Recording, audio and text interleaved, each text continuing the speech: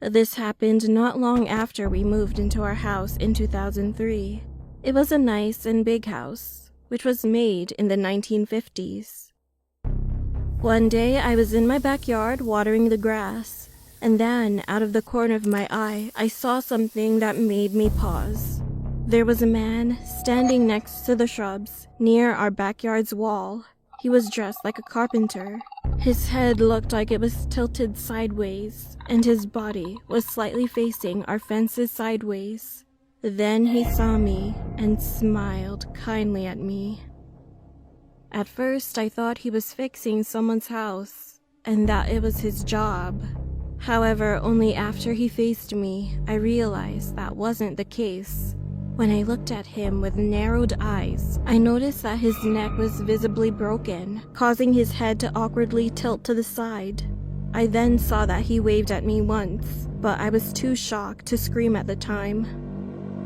After I regained consciousness, I looked around, but he had vanished and had literally faded away. 2 nights later, I woke up at 3 a.m. Noise was coming from my ceiling. It sounded like someone wearing construction boots was walking very slowly. I started to freak out, thinking that it might be a thief. However, I suddenly realized that that part of the roof was so thin, which meant nobody could walk on it. The steps abruptly stopped after a while, and when I felt at ease, I heard another horrible sound.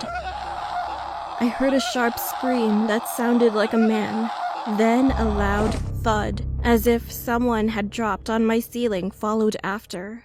I covered my head with a blanket.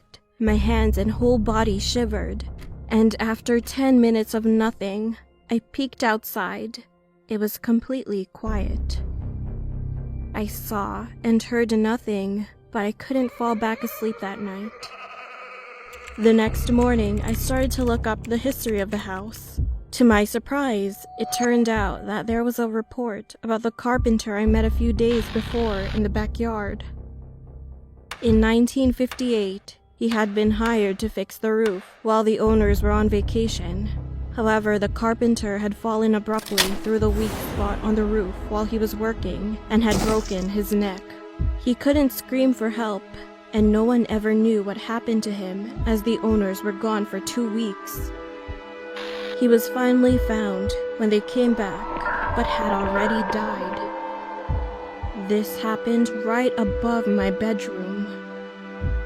Suddenly, I felt bad for the poor guy, and I guess he's still looking after things. Since then, I've seen him sometimes, but I'm no longer afraid of him.